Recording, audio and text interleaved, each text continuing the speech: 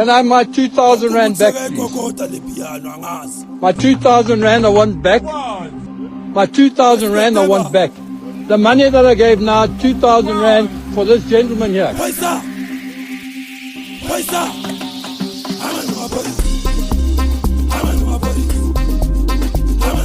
This lady here took 2,000 rand from my friend, somebody who works for me. Can I have my money back, please? Okay, you don't know anything, but you took the money. Can I have 2,000 rand from you? Please give it to me now. Or else I'll put you on Facebook. Give it to me. Thank you very much. Fuck it. It's another week and it's time for us to get into conversation yet again. Welcome to the Best of Me podcast with myself, Samora Mangesi. This is that small community on the interwebs where we take a look at self-love and self-respect through reevaluating our relationships with vices such as alcohol, drugs, sex, interpersonal relationships, and gambling. In our previous episode, we also saw things like social media coming up and also previously workaholism. So these conversations kind of plug into whatever it is that you feel might be a vice within your own life. Not too long ago, I got a DM, as I do, from Ubudi SCT. He really would love to come and be on the podcast. And when he kind of gave me a brief look into his life and what he'd been through, I realized that actually this is someone who really does need to come on here and share his story with us. Puchimi. Yes, sir. Thank you so much. It's great to have you. Yes, sir. The first question that I ask everybody on this platform is, what's your poison? And with that, we know you go to a bar, you go to a restaurant, you go to a braai, the host, the barman, or the waiter will ask you, what's your poison? Yeah. What is it that you would like to drink? Okay. So, what is your poison? What is or what was? What is your poison? What my poison is. What would you like to drink now? Gin. What would you like to drink now? Now I'm fit. School mama. Yeah, school mama. Nothing else. Yeah. But I like the setup to that one because now at least it leads me to where I must identify with who I am. Yes. Yeah. Also, there you go. Short. It is. And it's funny because as much as, when you drink and you get hungover over the following day, some people want to drink more to get rid of their hangover. But there's nothing better than a nice cold bottle of water. And it is indeed, that's when you realize, water is indeed life. Sure. Now, when we say what's your poison, we always go straight to what it is that you would like to drink. Oh, okay. However, it poison in its inherent form is something that you ingest and it eats you up from the inside. Yes. And that can happen with izinto eziswarishai.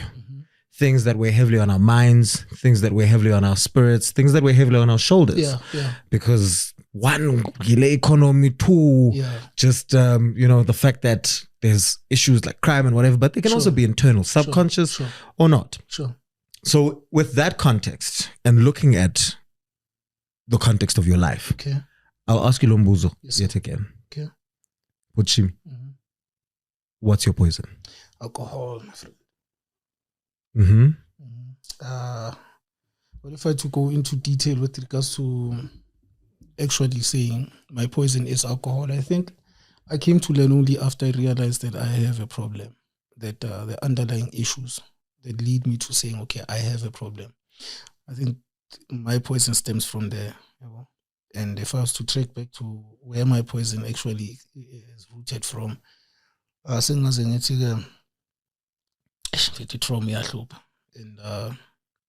self-esteem, But it gets me to where I say, Samora, I saw like in the structure of what's going on in social media, I thought to myself, with regards to this, the best of me, this is currently the best of me.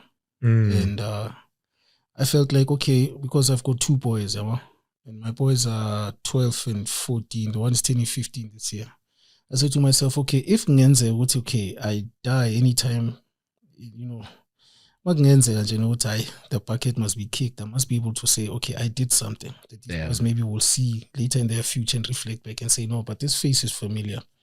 And who he is now and who they saw me as 3 years ago must tell a different story. to say no. But when he arrived here, he was actually fighting for his soul. So my poison above. And other vices, I think, also comes from this lack of self-esteem. You want to find yourself in the crowd as somebody who belongs. And I think it comes back to now realizing that I was myself. The best of me came from being unique. And I didn't see myself in that unique space because of and I want to come here and hold myself accountable, because now I realize that I can't blame nobody, not the wife, not the father, nothing. And in as much as trauma is also inherited, so to speak, I can't blame my mother and Baba for whatever. But if I was to raise the men from the grave, and I think the last conversation I had with my father before I strayed too far was that what happened, like what were you and where were you and whatever, all the petty questions about even to find the truth of closure. And the man was actually telling me he was afraid actually to come to terms with the fact that Sesbatala and he had no role to play in us being where we were at the time. And suppose about, I had asked him permission. Do you know what to I was still smoking at the time. He said no. I was like, okay, but I'm requesting permission to smoke. He said, I go ahead and smoke. And we were drinking, all of us. Himself also, he was there. And I think right now what brings me here is because I was starting to find a piece of myself, day in, one day at a time type thing. And Samora to poison and on top of it also, I've got an issue that I can't identify with myself. I hate looking myself in the mirror, Yeah, when I see the image I see there. And if you were to ask why, my brother would always try to align my thinking and say, have you seen yourself, he tried to coach me around, having to, give myself, you don't look that bad. You've got the beard, and then he would speak about it like this. And I would credit his attempt to try and reverse my psychology so that I don't dwell too deep into that insecurity.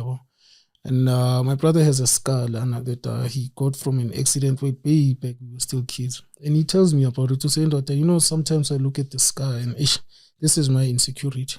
But when we look at these insecurities that you have, and I know very well when it comes to indoor efana dysmorphia, because as much as Abantu might tell you that you're a handsome looking man, all of this and whatever, I mean, you went and you got married and you had 2 kids. Umdombi generally would not be able to get into that kind of situation. But was there a time when you were younger where people told you that you were not good looking? Samora, I'm in a community currently, Enadale. Enadale is a multiracial community, but it's predominantly a colored community. Yes. And when we arrived in Enadale, I think it was in the early 90s. It wasn't the same as it is now. Integration, back then it was still that vibe. It's okay now. Segregation lines are still very drawn, but we are trying to work our ways into that thing. And coming from the homelands, Nakona Foot, it wasn't as it was defined as it became Mangfika Enadale, where now you got to realize, there's this color dynamic, and then there's intellectual dynamics where, umama was ufunda bayakhleka type thing, And then we have these games, so I spin the bottle, now we are, and then you want to, be part of this thing, and then they'll tell me, they'll brutally tell me like that, not die. The girls here are not comfortable with you, And Amachita will come and ask me, hey, if you change, I would say to but I could learn. And I think as a result of that thing saved me in a sense, because now it also, in as much as it ostracized me, it led me to wanting to develop who I was individually. And as a result of that, I think I carried a lot of that burden of wanting to say to myself, where did I go wrong? And what is it about me? But my mother would always tell me, hey, but have you seen your nose? I've got such handsome children and whatnot. And the funny part is now, the person I met actually, who later then became my wife, who I also need to come and acknowledge is the reason why I had to deal with this thing. Because I think in my journey to becoming who I am now, I put a lot of people through pain about that. If I were to compensate for it, I don't think whatever I would have now would be enough. And but she used to say, like, yes, you know. And she would say that I think she was looking at something that spoke to her attraction around the thing that never made sense to me for the longest time. Yeah. And yes, Samora, I don't want to lie, till today, I think also what adds to my insecurity till today was the recent relationship that I went into prior to my actually thinking, no, recovery is the way out.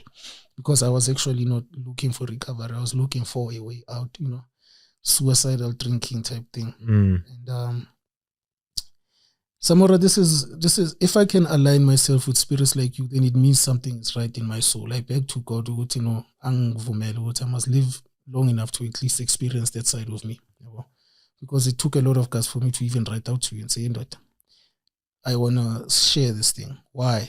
Because Samora, I see a lot of myself in so many people that I deal with on a daily basis, but now I'm sober. Yeah. But I still see myself as a drunkard. And a heavy one at that, because just yesterday this glass would have had gin in it instead of amat. And I would have been a outside character, wanting to fit in, and I would have made a fool of myself before I left here. And maybe, who knows, you would have spoken something about me that would have tarnished what my children were supposed to see as their father. How long have you been sober now? I'm going for my 3rd year, Maj. On the 5th of September would be 3 years. Congratulations. I mean, you can say that 3 years. You can say that again, Samora. You can say that again. But you know what? 3 years, Jakob. Yes, sir. In this conversation that I'm having with you, I'm picking up that there's still a whole lot of self-loathing that you have. Lot. And you are struggling to celebrate yourself and the milestones that you have hit. Because over the last 3 years, you have really taken steps to change your life. Yes, You've really taken steps to change how your children see you. Oh, yes. I want to go back to when you were still drinking. Oh my God. Tell me about Shimi, the alcoholic. The alcoholic. Yeah. Look, I mean, now that I understand this thing is a disease, Samora, and I want to speak of it in the space of having to say now, I identify it as a disease. Yes. And why I have to look at the person who's in that space now as a person who's really sick with an incurable disease. I get to learn this thing from other recovering addicts. You know, am I allowed to express the name of the center that I went to? Yeah, absolutely. Yeah, well, I want to give a very, very special shout out to Center of Hope. It's based in Walkerville. And my younger brother actually is a hardcore addict. It's like, respectfully so. We are from a family of non-drinking women. And I think it's the burden of such people, because at the end of the day, the vices that they eventually come to deal with are coming from their own children, you know. Yeah. And I'm one of my mother's strongest children. Every one of us is strong in our own rights. But I'm one person who they never thought would figure where I drink or I smoke. Because my younger brother and my other brother were the ones who actually got into it first. And now, through the journey of my mother and my younger brother, because he was a hardcore drug addict and he's sober now, both my brothers are sober now. And we are living in recovery as we speak. And they were the ones who actually found me into a place where now I can call Center of Hope as my recovery foundation. But Shimi the alcoholic, I'm hyper naturally, Samora. I'm extremely energetic. Yes. I think for constructive reasons. Because now I appreciate that you are analyzing this self-loathing thing within me. But if I were to wave my own flag, I can tell you I'm a very, very hard worker, per se, and I'm innovative in my structure, because I don't like to just sit around and take instruction without seeing how can I best better the situation. And in my energy, that's why I played a lot of sports. Like I played soccer. Soccer was my number one sport. And I played it in such a way where my mother actually had courage to want to run around and take me from here to there. I went as far as having to sit no shakes mashab. Safa House, FNB, because my mother was struggling to try and find it that, maybe I might make it. And I think as a result of that, I didn't understand at that time that in my being who I was, I had that compulsive behavior. And in the Samora is that once I tasted alcohol, it triggered something about me that had I directed it towards a goal of some sort, I would have been far. And I think it's the common thread amongst us addicts. That element of brilliance. But I think it takes some pain before it gets to a point where you can say, okay, right now, let me figure this thing out. I used to drink in such a way where I like cleaning, because my mother's the old school woman, and I was domesticated not only because of that, because of my energy. I don't have a problem with clean and I enjoy being domesticated. So later on, when I started having this thing with wine, I used to just want that feel, chill and relax. But I'm vocal and because of my nature, and I think I was always chasing after myself. That wine was no longer doing it. It lent a tolerance, my tolerance just increased from there. But when I drink some more, I'm very bubbly. I'm extra to a point where it's just unhealthy. Because even if I show love, I go to the extreme levels. Yeah. And then I become too vulnerable. And then at the end of the day, I don't even have limits for my own self. But other people I could hear, like, is that that's one thing that I used to despise. Because, like, suppose a song and somebody will wake up tomorrow and say, hey, Lenny, but song, and that thing would trigger me back to how I felt like when I've been named by, the people I grew up with. And I'm fun way better, like right now, where I am, especially that I've got colored family, so I don't want to make it seem as if I'm speaking to the colored community as if, but majority of my scars, especially in Sakola, is from that kind of an experience, And it's very remarkable to me that I don't have a resentment towards the colored community per se, but I experienced what it was like to be so-called subhuman in that community, And I used to get to a point where I used to realize, okay, because in a daily, it's a, it's a rugged situation. So, amadoda sinokubambana nje masingazwani kahle siyakhona and with alcohol, it then exposed me to the fact that, okay, there is the potential side of me to ruin myself violently, And I'm glad because I've never actually used the weapon until I was trained to do so, But there was an incident here and there where you could realize, okay, lente yangalap. And I'm sorry, but you want to embody certain characteristics that are not who you are as from anything, Utshwala mfethu ngikutshele wena Samora mfethu, to even just to cut it short at that, it just brings out the worst in me, that Jekyll and Hyde thing, But I want to say it without having to like get no mangitakiwe ngikanje. There are certain sides about a person who in our own vices, but utshwala from me brings out that thing. In fact, I can be able to, my loving nature and my sensitive nature becomes heightened, Yes. I don't care because now I can resonate with human struggle because of my own background, Ungezwa ngisho nangendlela engikhuluma ngayo, and I'm sober now. What more than if bekuthiwa siyaphuza lana? I have a sense of shyness now, Yeah. eye contact and whatnot. Mangiphuzile, I used to actually want to find myself in the people I address or abantu engikhuluma nabo. And a lot of people actually didn't like me, Masiphuza sonke amajita nokungidoja, that kind of a thing. Because why?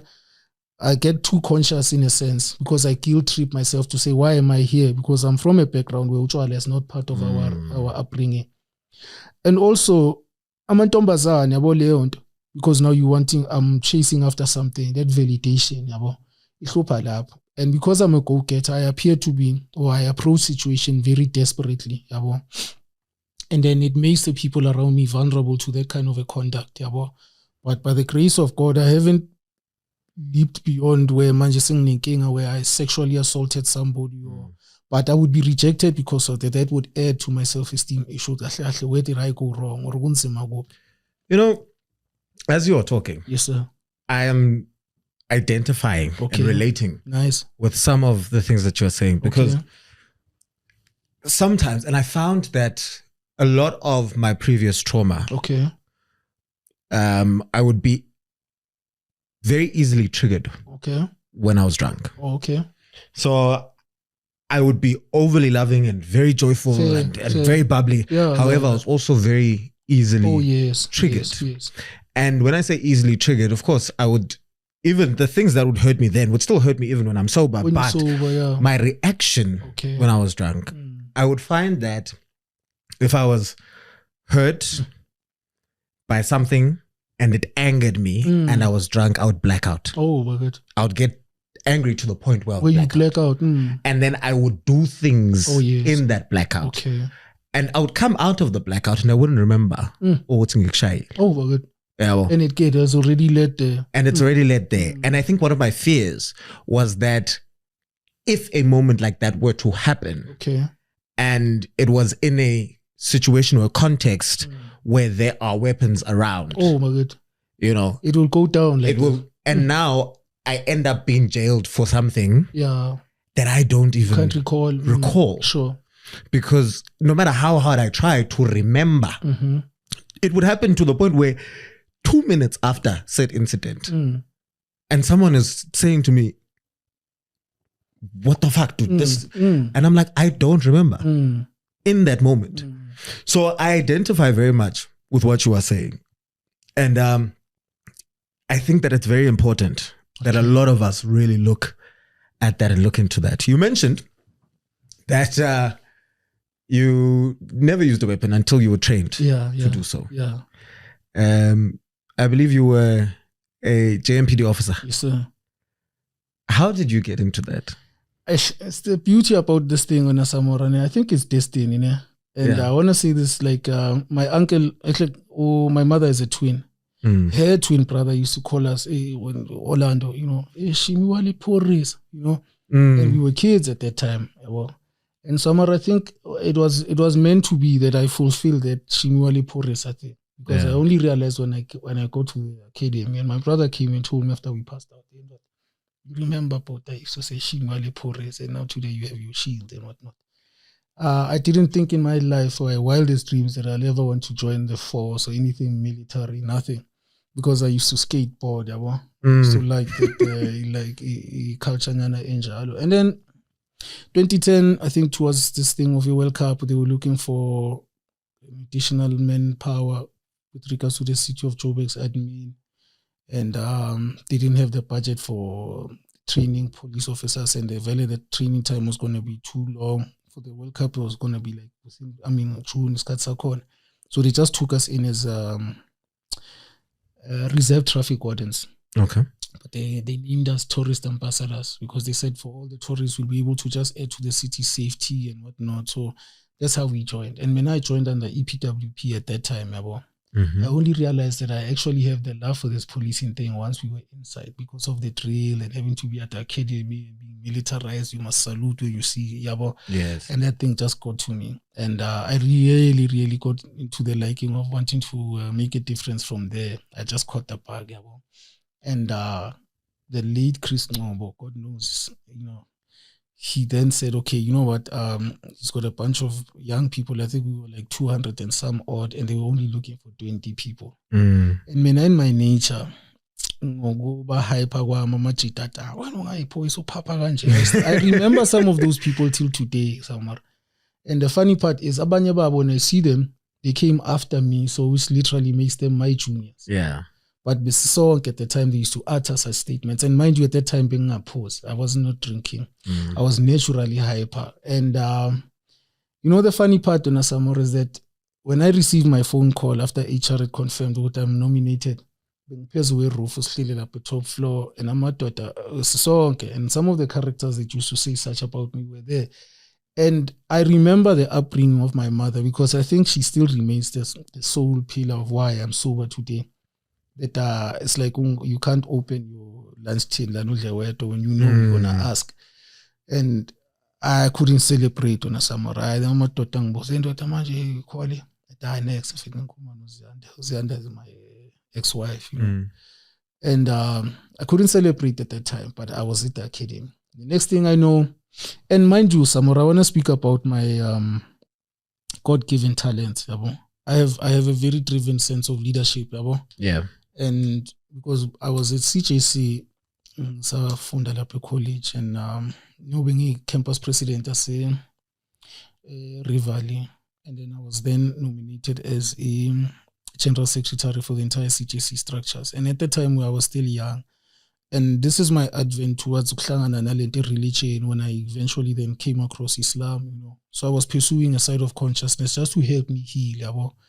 And at that time, Mangfigure Academy, again, Amajita or the people I was with, because we were only 30, which was unheard of in JMPD history, because JMPD, when it hires 500,000 ganjal. So they were piloting a course, so they needed a very small amount of people just to see if it's viable. So we were the pawns of that course. And then bang nominated to Tandota also. And in my nature, till today, everyone that I'm from the academy with, except for the 2 people now who are late, when they see me, they still say, hey, Kepi, how's things? And then that gives me that thing, okay, at least I did a good job with them, It's very serious officers, a bunch of dedicated people, and we have like a family bond type thing, because this poise I sing Jalo and Samora. And yeah, on that, it's been 10 years since.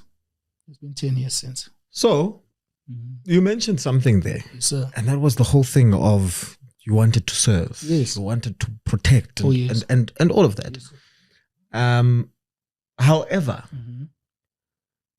we see a lot of people who have taken that oath, who are in it for themselves. In what sense, Samora? In the sense that I'm driving drunk. Okay. I get pulled over at a roadblock. Okay, fair. And instead of enforcing the law to protect myself and the rest of the citizens. Yes. This person looks to enrich themselves through soliciting a bribe. Fair enough. And then letting me drive off in my drunken state as a danger to society. Sure. And then that person still claims, he's serving and protecting. He is serving and protecting. I hear you. Being in that, you wanted to serve and protect. Okay. First of all, have you in your time at JMPD or as an officer? Yes. Did you ever fall into that culture? Okay, to call it for what it is, Samora, we are here to deal with these underlying issues that will lead us to where we need to identify why recovery is important. Yes. There's a culture and there's a subculture, Samora.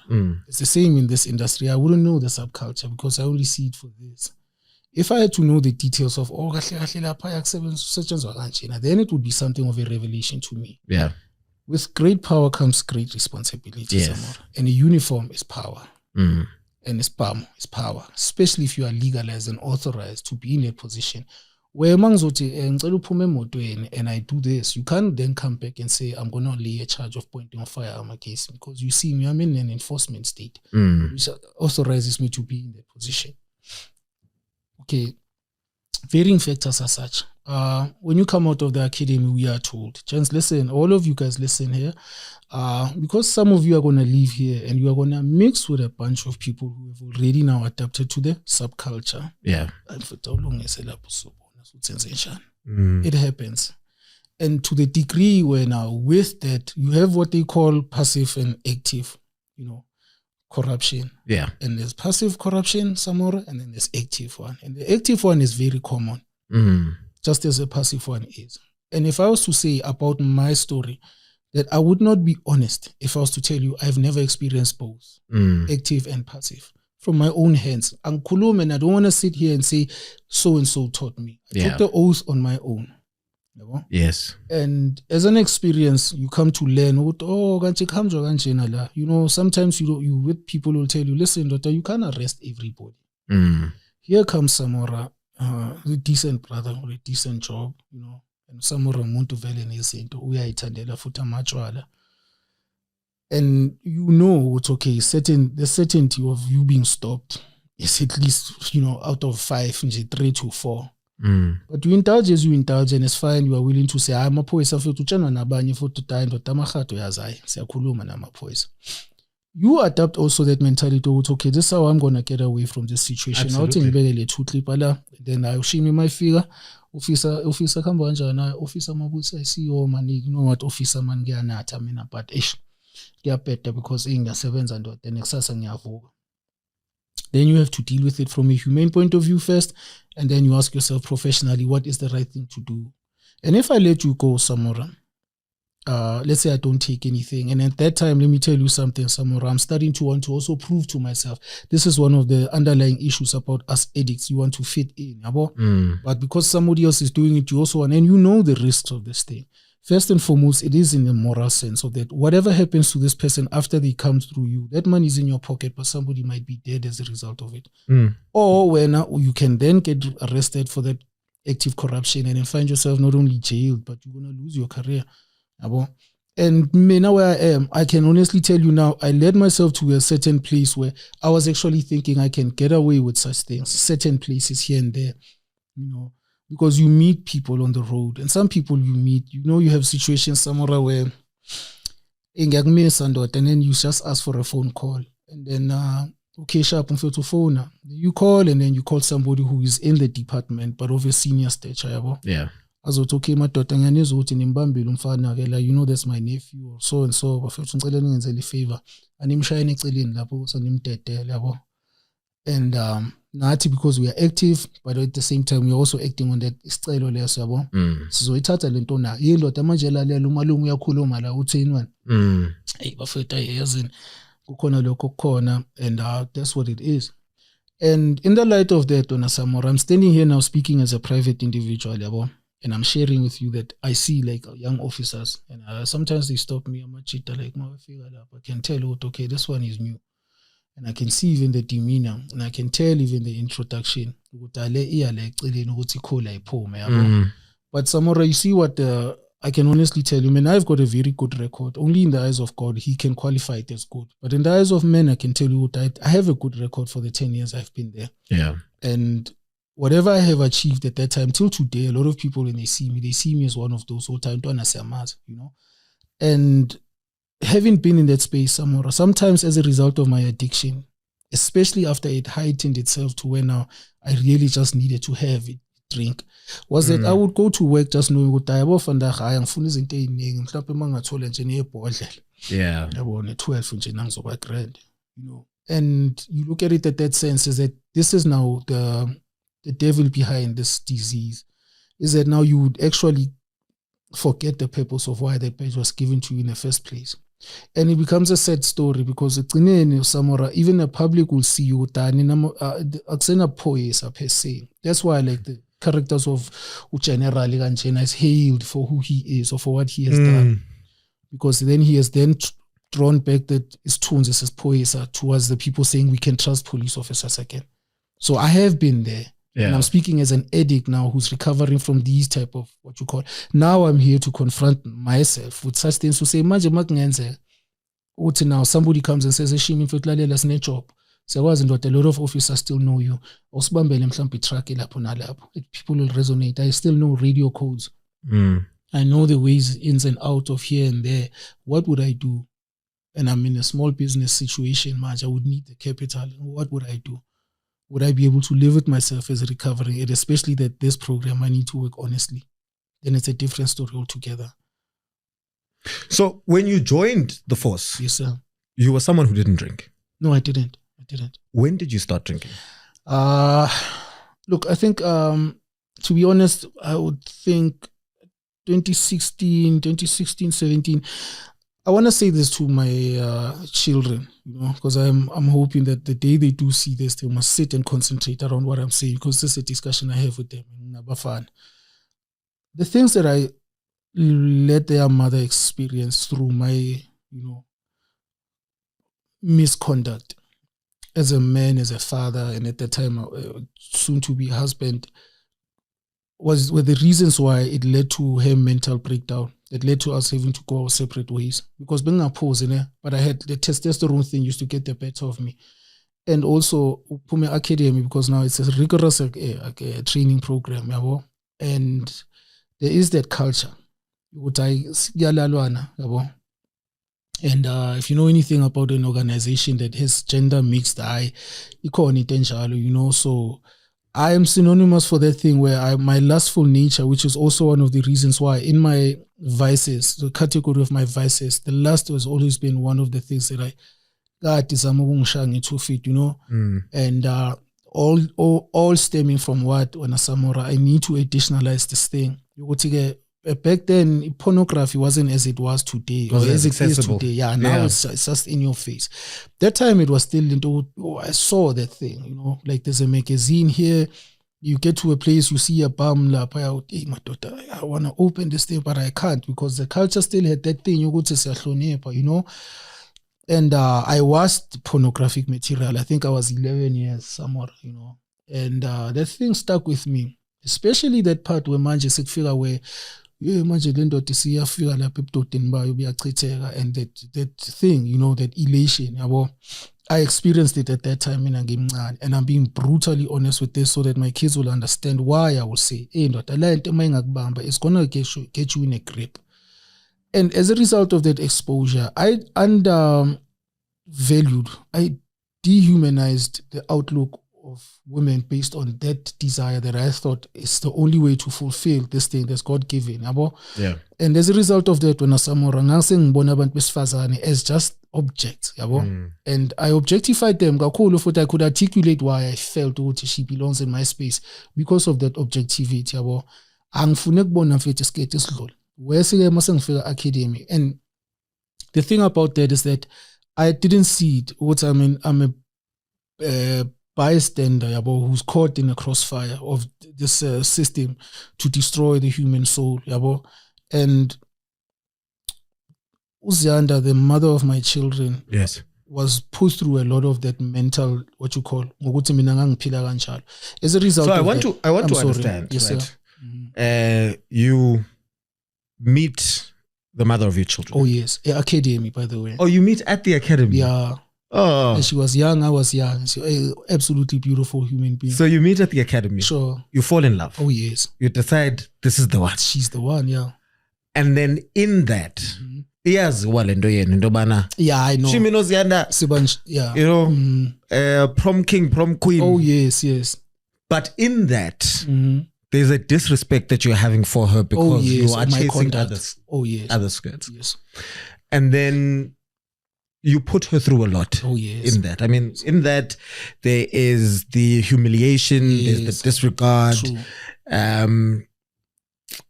And really and truly, it makes to feel like they are nothing. Yeah, yeah. And you've left this person with a whole lot of scars and a whole lot of self-doubt and a whole lot of self-esteem issues. But in that time, you then mention that there was a moment or there was a time where she then had issues. Take me through that. The issues are such. I met. I will reserve the details for this one. But I met a school girl at that time. She was doing her matric, and I'm still in my jovial youth. And that's the thing. And charm is deceptive. And it is what it was.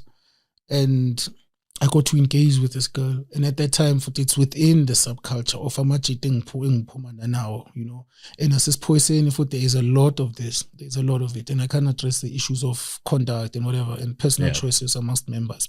People choose what they do, but anyway, intoglalana is like it's a common thing, and I know consequences, except that now it leaps into people's personal spaces where suicide now becomes a reality. My then ex-wife, because I got to tell her about the pregnancy of this particular person, which is something that I believe I shouldn't have done, because then there was an eventual decision to terminate the pregnancy, but after I had told her. And I think it's played on her mind to an extent where now the back and forth was starting to become more toxic, to where I take the blame. Why? Because she can take the blame for what she did, and if she chooses to look in herself. But for me right now, I can't say when they 1, 2, 3 that she needs to be blameworthy for. But was it I was on my way to work night shift. Now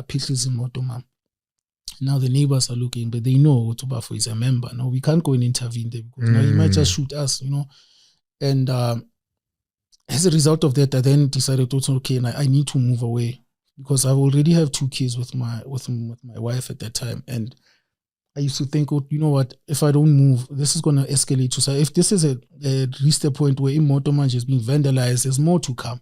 And there's a firearm in Endlini. And look, when I drove in M17, I was doing night shift. I had to go with the car. And when I drove in the basement, Amachita was still forming up for parade. You know, they looked at it like the thing where you miss an obvious goal, the stadium is square. And people are just, and then everyone goes, that's how it was for me. They say, let's go and arrest her 1, 2, 3. I was like, I can't.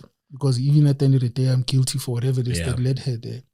And now from there... And a lot of the time, abantu, especially in toxic situations and in abantu with narcissistic tendencies, what you'll find is that they'll aggravate through their own behavior, knowing very well.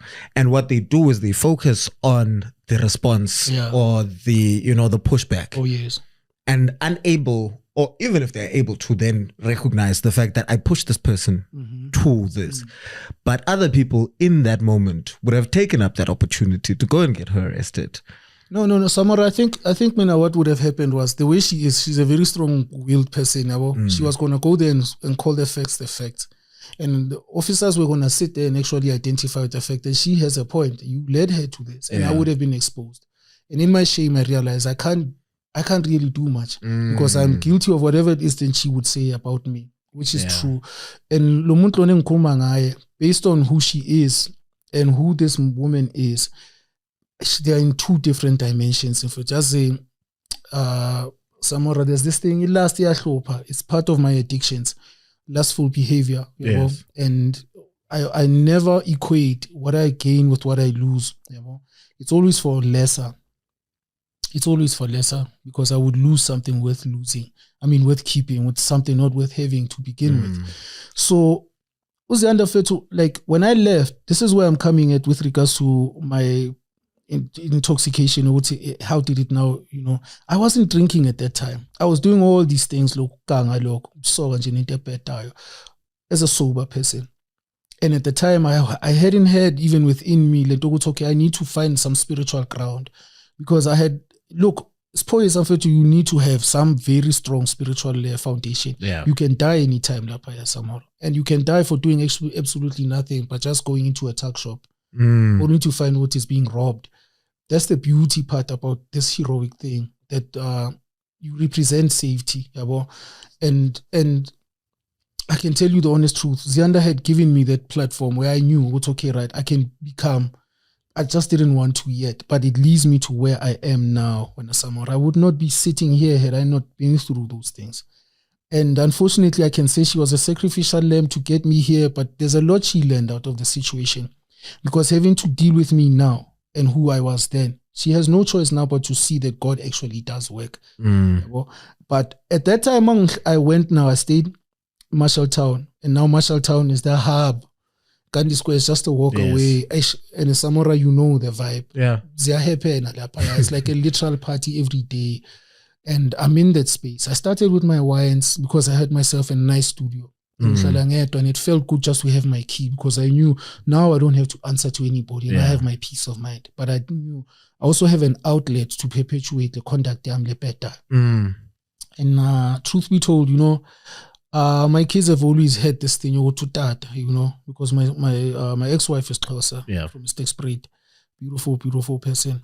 And they'd come over, they'd visit me,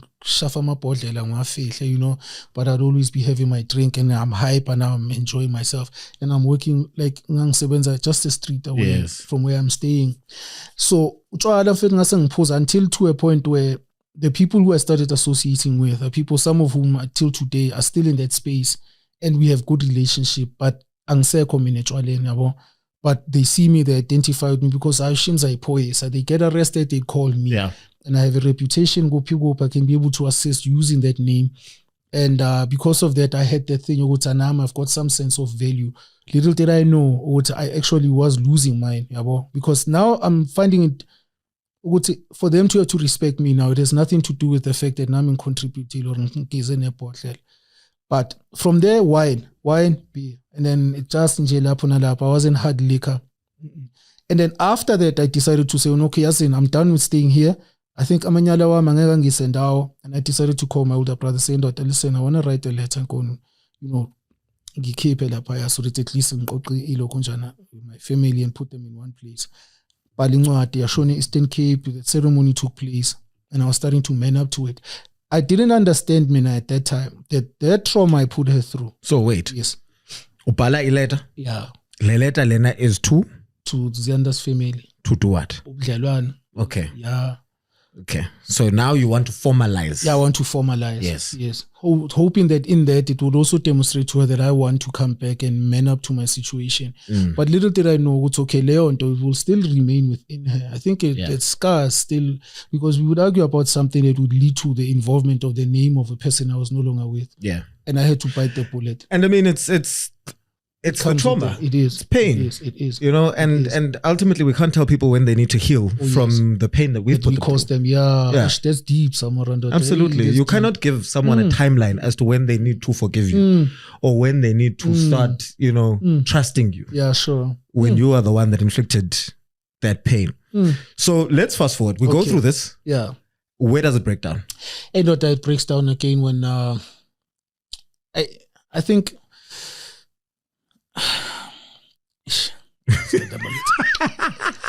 no, I think yeah, okay, let me break down the honesty. And honestly, I think also because she's also a police officer, by the way. Yeah, but she's now a provincial police officer.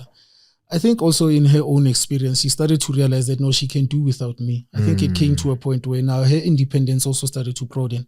And the salary now it enlarged, and instead of us merging our power, she also realized, you know what, I don't have to look at this man and see who I hate to see about myself. And maybe she meets people on the road and she sees people with better character and conduct. And I qualified myself to say, I'm in this space. I mean, I have 2 children with this person. And I think it got to a point where I assazwane, because now it was a 6-month situation in the same house. And and with that being said, I think my kids, I actually filed for divorce. And the truth to the fact is that, not that I'm proud, but I realized it was the best decision I could have made for my children at that time. Because in addition to the trauma I caused their mother, it would have also added to the trauma they were going to experience if we continue in that space. Because now I can't, when I have to, and that is when it escalated to get Samora. Now that I'm thinking of it, because now I was actually buying like a check, just so I can just get plug on my way home. And that thing, my tolerance, no, what we can handle it. I was still not, where I'm having like cola and pancreatitis thing that later caught up with me. And then I realized, no, I am losing myself here, and I can always go back home, but I can't go back home in this state because I can't drink in the presence of my family, especially my mom, So why intention lapho? I say ngishaya ama-check indoda ngithenga ijini. But I would be like, I'm here, and when I filed for divorce, I was like, this is the end of this situation. And it was exactly 2 years after we met. And Manju Magistrate Lapa, they gave me the divorce date on my birthday, which is the 18th of January. And my birthday is 3 days before yours. 3 days, but we were meant to be. And guess what happened? I go to court, I have my check, Daniel. I'm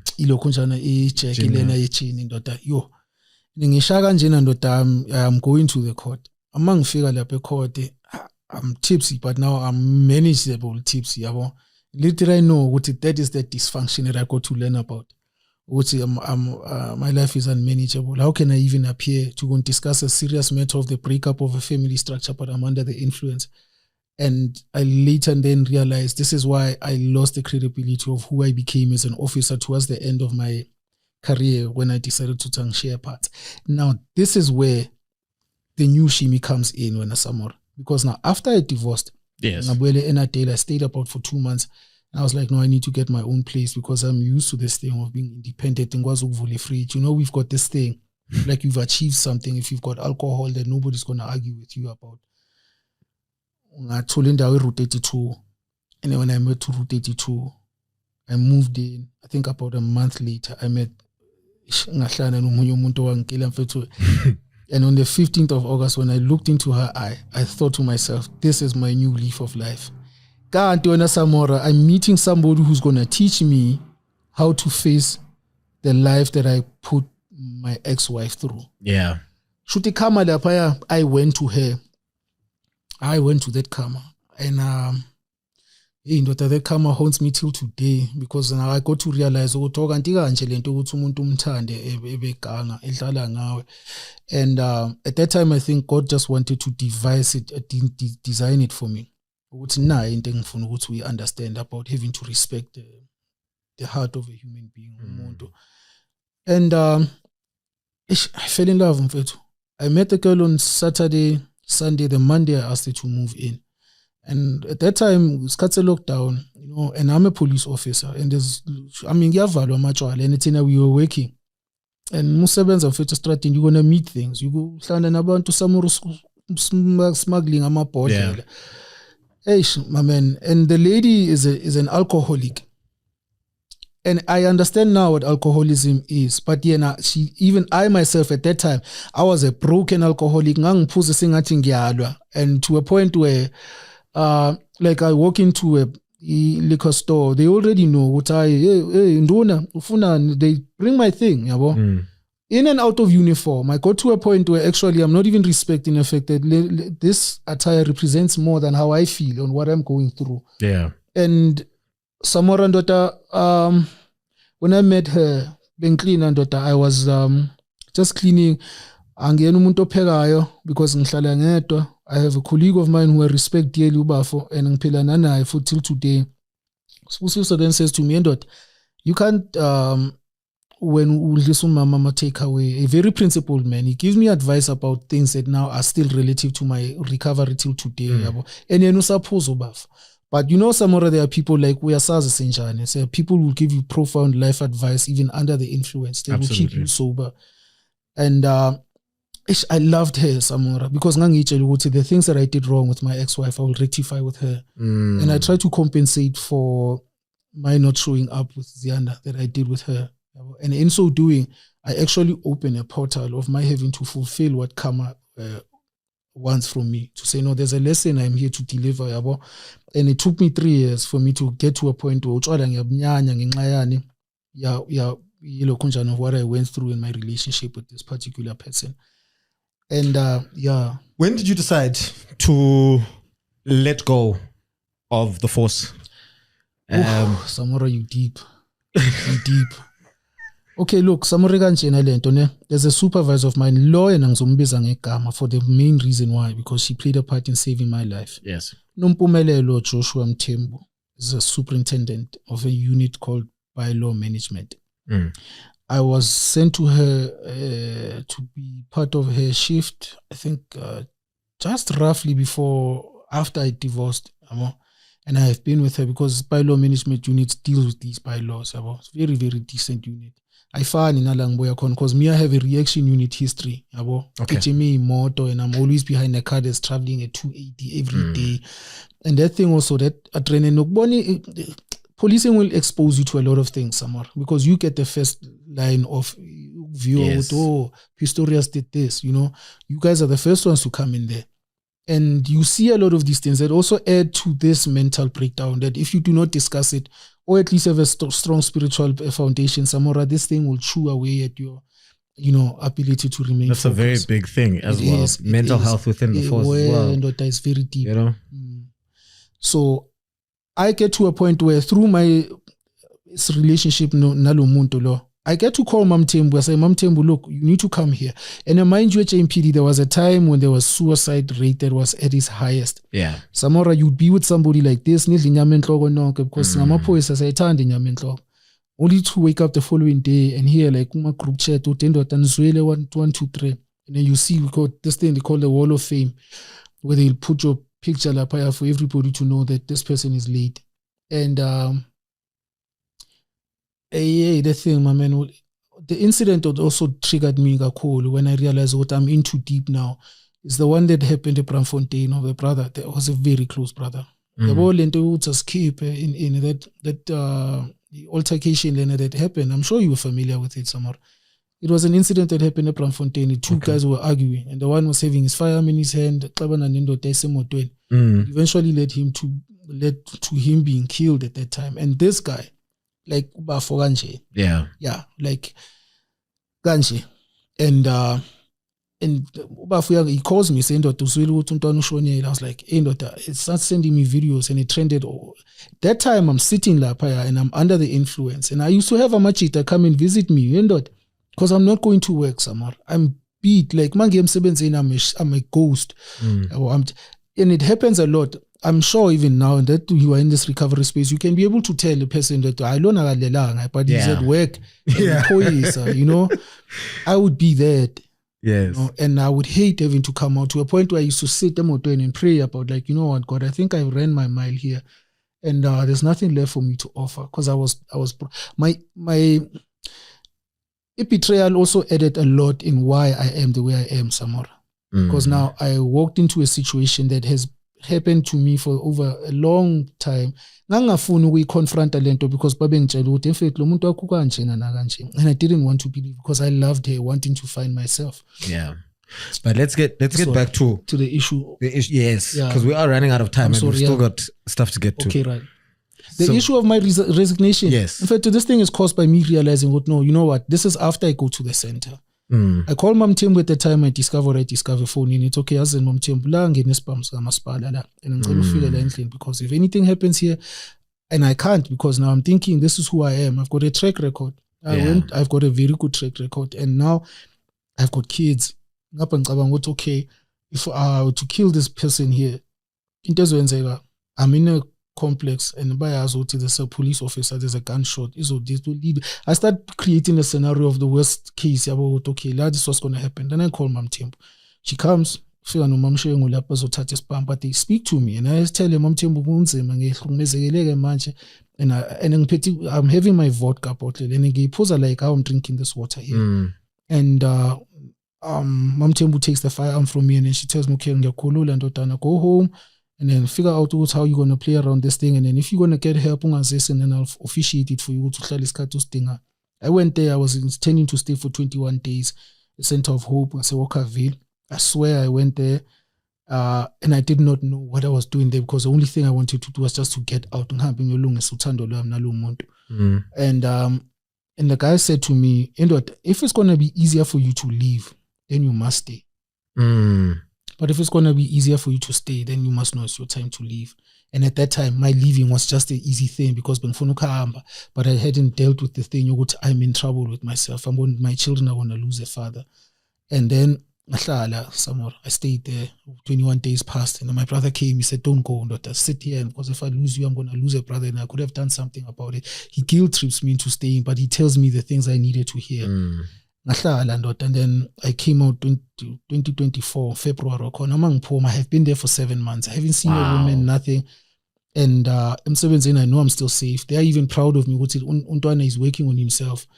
And Mom Tim was reassuring me, when I come back, she's going to facilitate what my return must be there. And then 1, 2, 3. And then it's an issue. I go back to work somewhere. All these meetings, every day I have to go for a meeting, and I hear different recovery stories. I'm 8 years clean and sober. I'm this and that clean and sober. I'm like, I can do this thing. And this one guy, Trevor, he comes at the end that if you're looking for God and you are cleaning the toilet and you are looking for God, may you find him there, and may you find him now. And the way he said it, I was like, and now, my emotions are starting to work on me in Kali and Yembes. When I came out, I worked maybe February, March. Every time I stopped the car, I thought to myself, I'm not going to be here. And 10 rand a shwaben. And now I'm live. I want to work. And Nabantu who are demoralized. And I think it's because of their still being in that space of addiction. I don't think but I wrote my resignation letter. Yeah. 2024. That's why tuition showing 24. And to add to that, Samora, this is a beautiful thing. That 24 thing, it spoke to me because why? That hours of a day. Yes. And I was like, uNkulunkulu uyangithanda, because now he's giving me a second opportunity. And my slogan is very powerful, Samora. Own your own, Jewish, and the slogan is own your own. And that spoke to what? Own my own what? I need to own my own truth, Samora. I did a lot of people wrong. Yeah. And some of them I'll never get the opportunity to say I'm sorry for what I did. Before we get into the brand, and we really are running out of time. But I want to get into the religious aspect. Oh, yes. Right? Yes. When did you convert?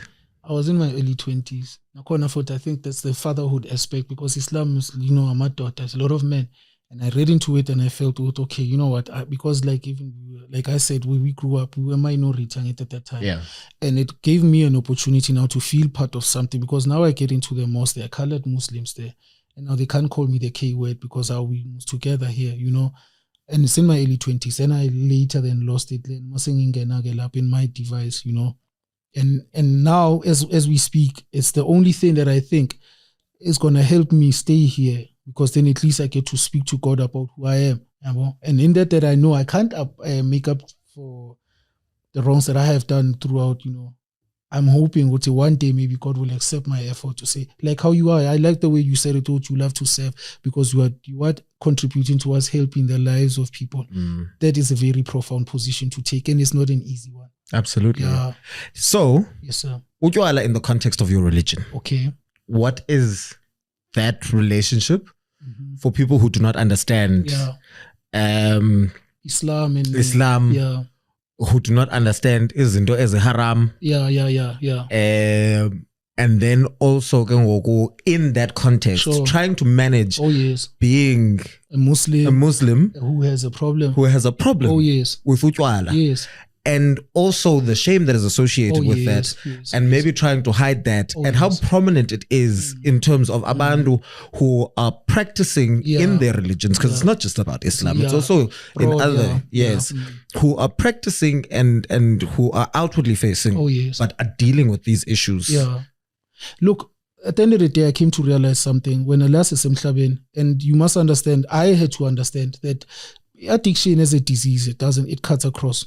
Doesn't even care. And the sad part about it is that that's where you realize, I have a problem. You can be racist all you want, or you can be whatever you want. But if we have a problem, we all have a problem. Yes. And now that you say it, is that it comes with the thing of having to then identify who's greater, the addiction or God's mercy, And once you can find a line, when I had found the line, okay, Nkulunkulu can still forgive me for this thing if I just make an effort. That one day at a time thing means something to me, and it makes sense. But in a religion, and if people know it's okay, but now I have to conscientize myself and say, no, but please, I want to just enjoy myself. Right now, I need it. Because if I don't, Samora, I'm going to walk into a place and I'm going to see people and I'll be afraid to say, then they want to put something, then say, but and I'm going to say, they don't know. I'll keep it to myself. I have something now I'm afraid to lose. Yeah. Samora, and I think even you also, now that I have arrived here, Samora, can you imagine if it was or I'm trending somewhere in Ginjena, you're going to call me and say, Shimi, but when you last spoke, you're on this track. What happened? Do you need to talk about it? So right now, I don't even want to lie. I am an alcoholic. I don't want to even take chances of what I can sip or I'm married now. And the person who I married, I can tell you now, God has designed a recovery story of mine in such a way where the person loves me more than I love myself. She invests even in the growth that I'm having. Even the fact that I had resigned, I had told her, listen, and she believes in the fact that the outcome of it will be a story to tell. One thing about you is that you are very fortunate in finding Utando, because Utando looks left, right, and center. Whether it is healthy or unhealthy, it finds you. It does. Nice. So as we're about to close it off, thank you. Of course, I have my own brand, as everybody knows, which helps to sustain this podcast. It is Soberish. You can find it on 064-771-4441. You also have your own. You're wearing it now. And you've brought some pieces over there. First of all, as a Muslim, why is the brand called Jewish? Oh, yes. Samora, I think when you are a traditionalist from the South African context, and we understand the slang is part of who we are as a culture, as a people. And I was actually looking for it. I think it was God-given when I was looking for a name. I just had the concept and I had the ideas I wanted to play around with, and I didn't know what to call the name. And Jewish hit me like a lightning bolt. And I was like, but this is the thing. And it resonates with South Africans, and I don't need to sell it and oversell it because everyone can understand it. But now I just needed to. And immediately when it hit me, that's when I knew this is the key. I have to resign, because now I can work on this thing as an idea. I believe it can be successful. And now there's a thing in the South African Dictionary of South African Language, DSLA. And then there they table the history of this word and how it was used. And in that context, I think it's just a very, very rich South African culture. And that's my escape. For those who don't understand. Yeah, but now the Jewish part of it, I had a sale I wanted to make at 17 because I was snuck in at the basement. I pulled out my t-shirts and I'm going there. And I go to this guy and I could tell he's a Muslim because I could tell he's a Muslim. And I said to him, listen, my brother, no, I'm a salesman now. He doesn't get a character. And I'm telling him, I've got this and the brand name is Jewish. He changed. What? Jewish? I even till today, they tell him, even if you gave me that thing for free, I'm going to get it because of this Jewish thing. But mind you, there's a difference between Judaism and this being what it is. And from a South African point of view, I think anybody else can sell that story being saying, no, calm down. And I mean, as a Muslim, I can tell you now, I'm not even for, and I'm not even saying it because I'm telling you that's where I am. There are Jews who will tell you straight, we are like this with these people. Zionism is altogether something different. That's a political factor, which is a space that I'm not in, especially where I am now, because I cannot even get into the political side of this. I know what I subscribe to, but Jewish with Islam, two separate entities, especially from this context, your fashion. So in the context of fashion and in the South African context, Jewish is what? Uswenk. Yes. When you look nice. Even that is Jewish. Yes. Look at the texture of the t-shirt. Even its quality in speaks to how I can improve to get to that level. Yeah. Look at the shoes. And you know what it is. Yes. You know, and that's all that it is. So there's a slogan. Yes, sir. OYO. OYO. You were still explaining to us, and I would love to see some of your pieces as well. And tell me, as you do, as we're about to close this off, because how this brand has also contributed in saving your life. I did not understand human potential until I challenged myself to get here. Yes, let's bring it in. That's just the yeah. Okay, let me open one. That's to show you need to speak into the mic. Sorry guys. Yeah, no. I was sampling this thing. I wanted to see how it's gonna come out, because I wanna diversify, but I'll get there. I have a feeling that plastic is going to cover up whatever you're trying to say. Yeah, well, honestly, I wanna display this on your own from Lame Move. Where is it now? Samora, you know what you have done for me. I think you have put me in a position where I realize what responsibility demands. And there you go. Just for the slogan's sake, you know, there you can go from sure. There you go. You see that on your own, that speaks volumes. It speaks volumes.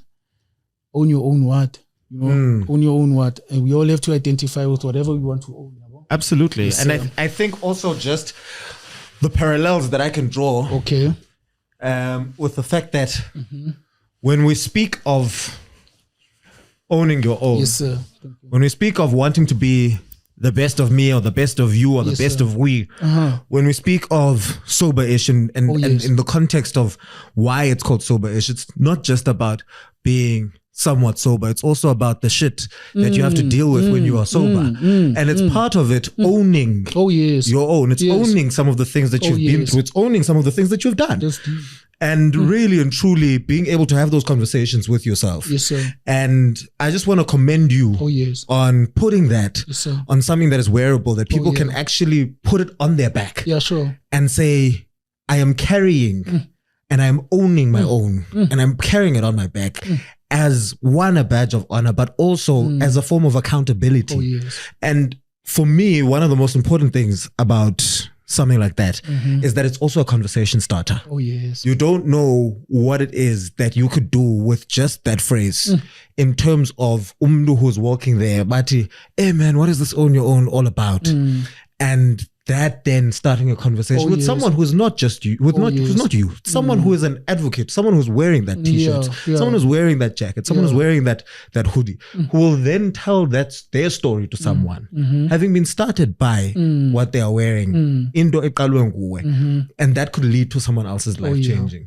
So I want to commend you, thank you very on much. that. Where do people find Look, for now, I'm still in the boot of my car, but I'm of social media. Nyani page is coming all right. TikTok is Jewish Official 24, and Facebook is Jewish, and then Instagram is Jewish 24. The support is highly appreciated to everybody who's. And the funny part, when Samora, I started only selling from December. This is my 5th batch. And the beauty about it then is that I get to realize that I'm actually making a difference in my life first. And I love the way you put it. In fact, it would reach there one day. That's my ambition. And also, I want to commend you prior to our closing that when I to learn today, you will not understand the amount of the reach it will reach. Yeah. Samora, we are a lot of us who need to identify with this kind of a platform. And that sober ish says a lot to me. Because the ish when we are sober is now the ish we really need to face. Absolutely. And are you facing yours? Yes. If I may ask, how long are you now clean? I was celebrating 1 year sober on the 8th of April. What does that year mean to you? You know what's really weird? Because I've poured so much into everybody else. Okay. It's no longer for me about the time. Okay. But about the impact that I've managed to have. Yeah. And in the episode last week, in the conversation that I was having with Tony, I was talking about the lives that we've managed to save through being able to speak about these things. And that for me is the qualifier, or what I count more than the time. I even forget. I'm not even calculating how long it's been. You know, when I got to a year, I had to go and call my friends and be like, Konje, what was the date that I decided I'm not going to drink? Do we share the same vice, man? Now, same poison. Yeah. Damn, man. Yeah. So anyway, but Shimi, thank you so much, man. Really appreciate it. On the socials, if they want to buy Jewish Official 24 TikTok. And then the number 075-309-5483. 075-309-5483. I do feel like we didn't get to a lot of parts that I wanted us to get to in this conversation. Invitation. And we will definitely have you back to delve a little bit deeper in some of the things and the themes that we have touched on here. Namhlanje. But to you at home, thank you so much for joining us yet again. If you feel like there's somebody who would identify with this conversation, then be sure to share it with them. Also, be sure to like, subscribe, click on that notification bell so you're notified every single time when we drop a brand new episode on Wednesday at 3 p.m. Merchandise is available, 064-771-441. Support us. And let's keep this podcast alive through that as well. From myself, Samora Mangesi. Shimi. It's goodbye. God bless. I'll see you at the next one. Danko. Bye-bye. Sure. Hey, Samora, you are a professional. The biggest problem with lust is it is a bottomless pit, an appetite that can never be fulfilled. No matter how many sexual exploits you have, lust is a bottomless pit. No matter how many people you have sexually, that thing will never be satisfied. There's no way you're going to live a fulfilled life under the yoke of lust. Lust is such a destructive sin. It gives short-term pleasure, but it always gives long-term destruction.